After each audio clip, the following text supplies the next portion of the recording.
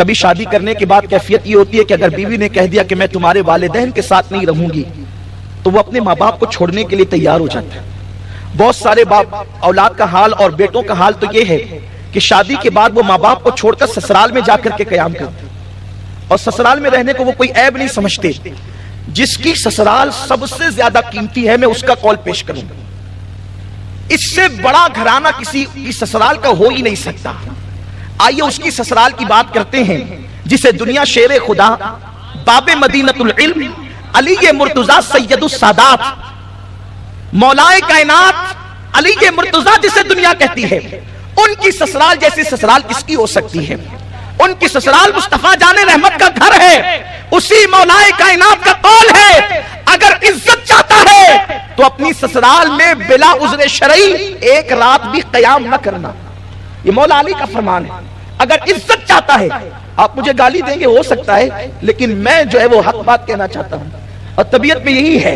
ممکن ہے جو اپنے سسرال میں رہتے ہیں ان کو برا بھی لگے، عذر شرعی کی بنیاد پہ رہتے ہیں تو بات الگ ہے، لیکن مولائے کائنات نے فرمایا اگر عزت چاہتا ہے بلا عذر شرعی، مسافر ہے رات کو قیام کر سکتا ہے، کوئی عذر ہے کوئی بیمار ہے رات میں قیام کر سکتا ہے، بلا عذر شرعی سسرال میں ایک رات بھی قیام نہ کرنا اگر عزت سسرال میں چاہتے ہو تو. اس لیے کہ سسر کے گھر رہنے والے داماد کی اتنی بھی عزت نہیں ہوتی جتنی چوکھٹ پہ بیٹھنے والے کتے کی عزت ہوتی ہے.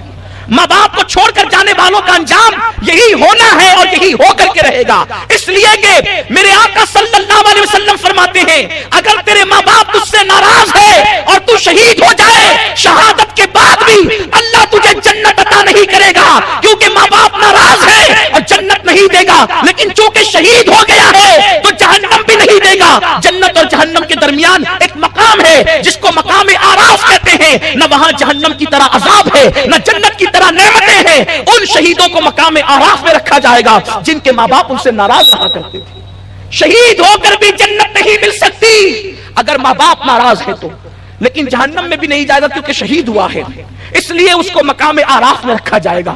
میرے پیارے آقا صلی اللہ علیہ وسلم کے پیارے دیوانوں، امام حمیدی کا نام سنا ہے؟ امام حمیدی، یہ حمیدی وہ ہے کہ امام بخاری جیسا محدث جس سے حدیث لیتا ہے وہ اپنی کتاب میں لکھتے ہیں، ذرا دل کے کانوں سے سننا، بہت توجہ سے سننا امام حمیدی کا قول. اپنی کتاب میں امام حمیدی لکھتے ہیں کہ حضرت یعقوب علیہ السلام کی حضرت یوسف علیہ السلام سے نصف صدی کے بعد ملاقات ہوئی. کتنی؟ نصف صدی کے بعد. اور یعقوب علیہ السلام کتنا پیار کرتے تھے یوسف علیہ السلام سے آپ نے سنا ہوگا.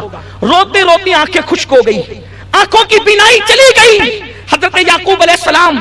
لیکن جب نصف صدی کے بعد یوسف علیہ السلام سے ملنے کے لیے آئے، حضرت یوسف مصر کے بادشاہ بن چکے تھے، کئی بیٹوں کے باپ بن چکے تھے. جب حضرت یعقوب علیہ السلام ملاقات کے لیے آئے، امام حمیدی لکھتے ہیں اور اس کو نقل کرنے والے علامہ ابن الجوزی ہے، اللہ اکبر.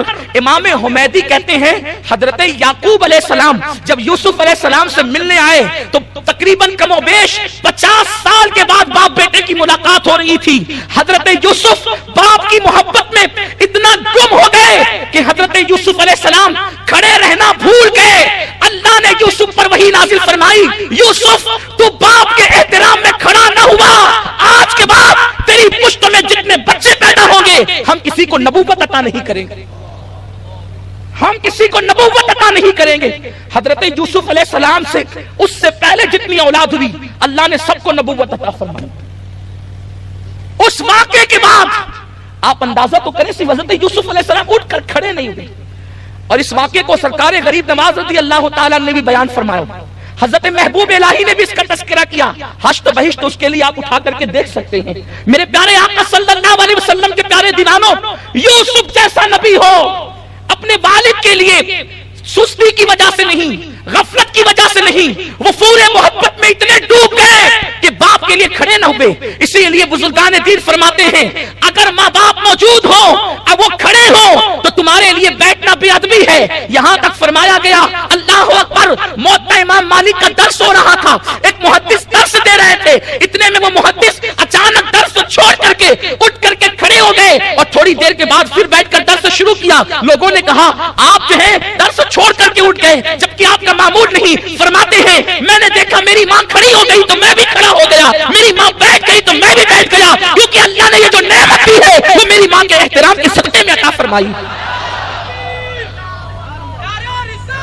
بزرگوں کے احترام کا حال یہ ہے، فرمایا گیا ماں باپ کھڑے ہوں اور بیٹھ جانا یہ بے ادبی ہے.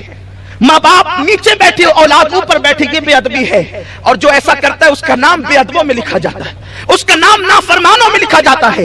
اور ایک قول امام ابن الجوزی نقل کرتے ہیں، اللہ نے حضرت موسیٰ علیہ السلام پہ وحی نازل فرمائی، موسیٰ اگر کوئی میری نافرمانی کرے، گناہ کر لے، اگر اس سے گناہ ہو جائے اور وہ ماں باپ کا فرما بردار ہو تو میں اس کا نام فرما برداروں میں لکھتا ہوں.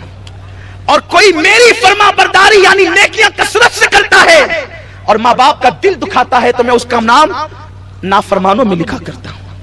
حضرت موسیٰ علیہ السلام پہ اللہ نے وحی نازل فرمائی. تو میرے پیارے آقا صلی اللہ علیہ وسلم کے پیارے دیوانوں، انسان کی زندگی میں ہر نعمت ہو، ماں باپ کی دعا اور خوشی نہ ہو، اس کو دنیا میں کبھی خوشی نہیں مل سکتی.